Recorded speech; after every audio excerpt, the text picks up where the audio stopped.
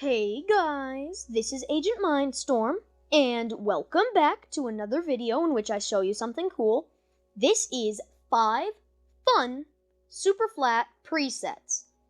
And so basically there's just 5 cool custom flat worlds that you can make, and you'll just have fun on them. So let's jump right into it then. As you can see, this first one's pretty obvious. It's 100 layers of TNT and 1 layer of Bedrock. Plains biome with villages on, and the most villages, the biggest villages. And I've got some other stuff on. And let's create the new world. And as you can see, it's making it. And okay, so why am I dirt? That's not right. So let's go. There we go.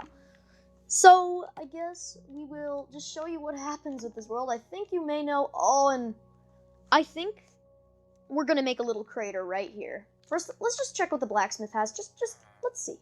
Okay, so, not even good stuff. Blacksmith, you just ruined it for your whole village. Say goodbye. Look at that! Look at that! Look at that! All of the gravel and all of the TNT is going off instantly. So, yeah, preset number 1, also it instantly makes these huge TNT caves, and I think it's pretty amazing. Like, look at this TNT cave instantly, just from 100 layers of TNT, due to the fact that there's a limit to the amount of exploding TNT you can have in a world at a time. See, if I light some, it won't even... Okay, that one lit, but like sometimes it won't light because there's too much. Game, you're really not cooperating with me right here. But so for some reason it just makes a huge cave, and that's really cool. So let's get to the next custom flat preset. So next up on the list, we have the Nether, which is 1 layer of Bedrock, 5 layers of Netherrack, 116 layers of air, 5 layers of Netherrack, and 1 layer of Bedrock. So this will give you a realistic Nether. We have it as the Nether Biome, and we also have biome specifics turned on, decorations turned on, and lava lakes turned on. So now we're gonna be out of it.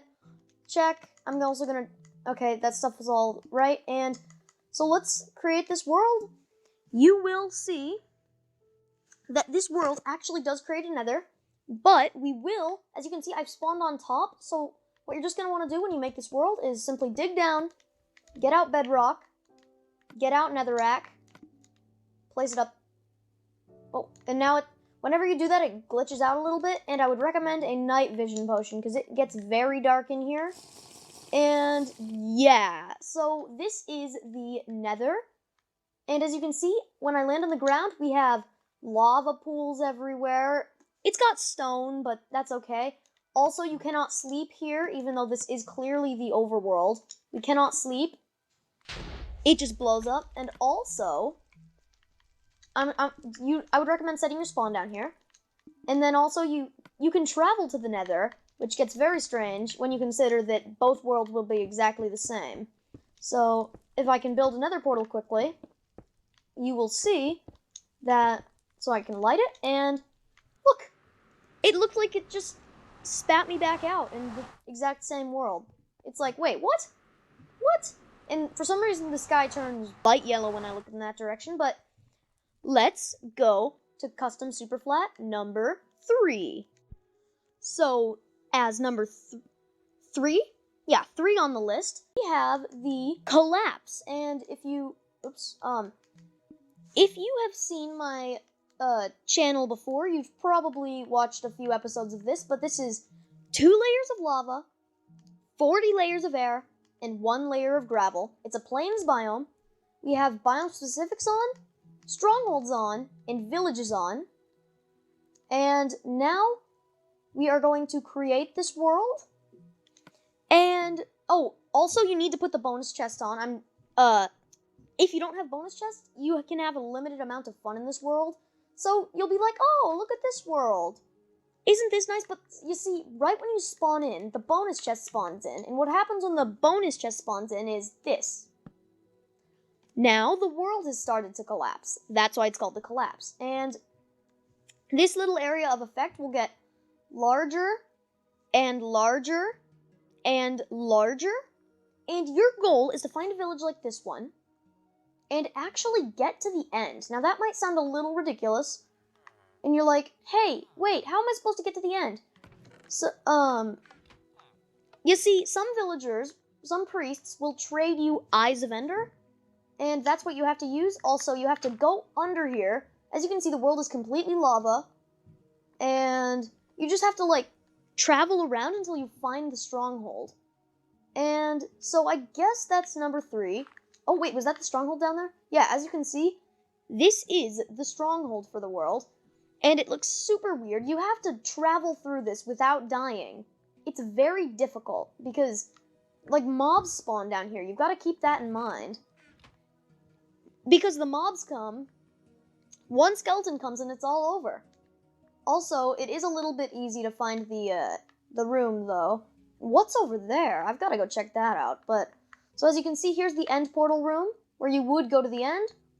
And I have no idea what has happened over here.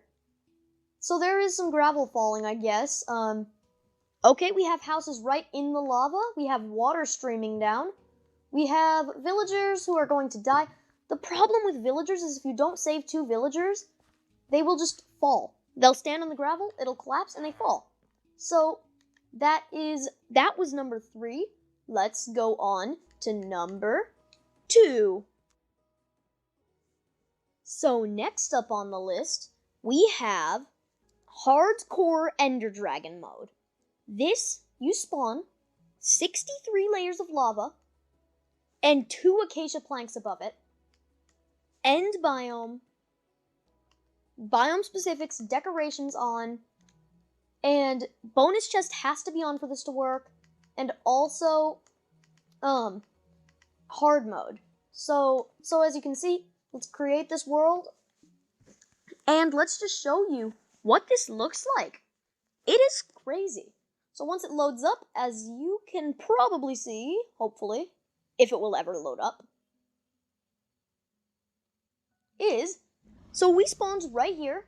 We've got the bonus chest here, and what I haven't seen. So anyways, it looks like that this Ender Dragon post thing fills with lava.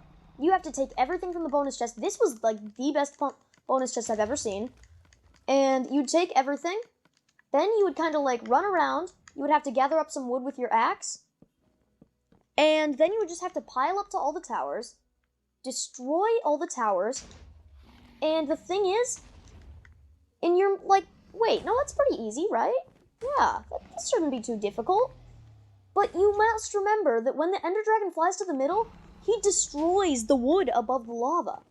So basically, what's going to end up happening is that eventually he's going to destroy all of the wood around here. And all of that wood is going to be gone. And you are just going to have to, like, stand... Oh, as you can see, he's destroying all this wood. And when you respawn in the lava and you die again. So it's hardcore mode. Also, if you get out... once you kill the Ender Dragon, though, it's... I'm going to cut until the Ender Dragon is dead. Okay, so I have paused the game right when he's about to die. So as you can see... Oh. Okay, so I've killed him. He's dead. So after the death animation comes, the dragon egg will appear and stuff. And as you can see, wait for it. Okay, so now that appeared, and apparently endstone appeared underneath it. And so now when I go through, it brings you to the real end. So this is the second part of this challenge. You have to now, after destroying the dragon in the overworld, you have to destroy the dragon in the end too. And that might not sound very difficult, but you have to do what you just did. Again, except with all of these little endermen around too that can kill you. So that is Ender Dragon Hardcore, and this is a very strange island out here. But yeah, that's Ender Dragon Hardcore, and it's really, really hard. I've never legitimately done it, but let's cut to the best Superflat preset. So what is the best Superflat preset? Nuclear Wasteland. This is probably the most complicated Superflat preset. As you can see, lots and lots of layers, but it makes for probably one of the coolest Superflat game modes ever, if not the best. So, let's start. At the very bottom of the world, 1 layer of water, then 1 layer of diamond ore, 30 layers of air, 5 layers of glass, 15 layers of chiseled stone brick, 15 layers of stone, 1 layer of iron ore, 1 layer of coal ore, 1 layer of lava, and 1 layer of birch plank, and 1 layer of TNT. It's a desert biome. Villages on, large size. Abandoned mine shafts, 0.07 chance. I mean 0.7, not 0.07. Strongholds, 3 strongholds. That never works anyways. Biome specifics, which are desert temples, dungeons, decorations, lakes, not lava lakes. That will set off the TNT. So now what you need to do is, I'm going to turn host privileges on as usual. And this is like a long-term survival world. And you'll see what I mean. So when I spawn in, I would recommend doing a bonus chest, by the way. I didn't give myself one, but oh wait, yeah, I did. Okay, so right over here's the bonus chest. I would recommend taking all this stuff. You need saplings, so I would take those, and I would like go, oh yeah, look at all this good stuff, and I would take it all, and then it's instantly the quest to find a village. So if I cannot find a village, I'm going to turn fire spreads off for now, just so that I don't actually have the world explode before I find a village, because that would kind of... So you should probably use a seed that has a village nearby, if you could find one. So as you can see, here we go. This doesn't have the best amount of buildings. Your best village would have a priest tower. But so now once you're here, you have a limited amount of time to find as many resources as possible. You have to like grab some food, collect some TNT if you want. You've pretty much got infinite of that stuff. You have to find a home to make your base, but remember, don't build permanent stuff yet. I would recommend pushing 2 villagers into this well. And then basically you wait. You collect resources and you wait. So basically, I'm just gonna wait until I see the nuclear wasteland coming off. Be back to you in a second. I thought I would just quickly point out while I'm waiting that over here, actually a desert temple generated. So this is another way you can actually survive. If you go deep down into a desert temple, you can actually survive, but just a warning that there is lava coming through, and that's glitched lava. But yeah, so desert temples generate underground. They are a safe place to stay. And I'll be back. Oh, look, right there. So this is the nuclear wasteland. As you can see, all the TNT is blowing up because the lava managed to burn through the wood, and now the whole world is disappearing. And the reason this is so scary, look at the desert temple that I just showed you. It's gone. In the village, all the village is gonna blow up. If you don't save 2 villagers, you'll never have a villager population. So basically, look at this. It just keeps on blowing up. So this is basically just the way nuclear wasteland works. As you can see, it's all, like, look at these houses. These used to be full villager houses. This is why, oh, and look at that guy's about to die. Oh, so as you can see, you have to get on a roof or in a well to survive. Like, look at the well. It's just gone. The desert temple's just gone. It's very hard to survive, but once you've survived, there's even more. So, once the TNT has pretty much finished exploding, you have to make your way back down, like, into the water or something, and then you have to scavenge in a few blocks so you can build around. And you have to build around to a little stone area kind of like this. You can dig as much iron as you want, and then, what in the world just happened? Watch out for glitched lava, too. And then you would just basically keep tunneling down. You know you've reached the halfway to stone point when you start seeing chiseled stone, as you can see right here. And then this. This, as you can see, we have a mine shaft over there too. 2 mine shafts, 3 mine shafts. So basically, this is the diamond plane. Once you've gotten down far enough, you reach the diamond plane. And the thing is, yes, this is diamond. This is a layer of diamond, but the thing is, there are so many mobs around here. So many mobs, you will die down here. And you have to find a quick way to get back to the surface. It is very challenging to find your way back up. And then your other goal is to find the stronghold and go to the end using the same strategy you'd use in the collapse. But as you can see, the nuclear wasteland, the world is gone.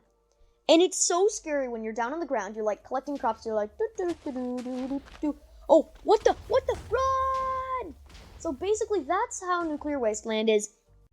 I think I am going to explain the other goal right here. So your other goal, when the world is blown up, is just to come like over to the houses with chiseled stone that you've mined from deep underground and rebuild. Your goal is to rebuild the village with chiseled stone brick. Of course, the sandstone is irreplaceable. You cannot replace the sandstone. So it's going to kind of look like a post-apocalyptic like area because everything is going to have different stuff. And so, like, as you can see, this is for the example of what a house would kind of look like. You would get stone brick stairs to rebuild the roof parts and, you know, and then your goal is to rebuild the village also. You would find dirt and remake ground. And why am I burning right now? Anyways, you would find dirt and you would make new ground back. You would make roads. And basically, that's the bulk of what you do in this. So, like, I would have to rebuild this road. And I would build it this direction. I would rebuild the well. I have no idea what this house even used to be. So basically that is Nuclear Wasteland. And that is also the end of the video right here. So I'm going to hold my melon seeds. Because why not? And thanks for watching. And I will see you later.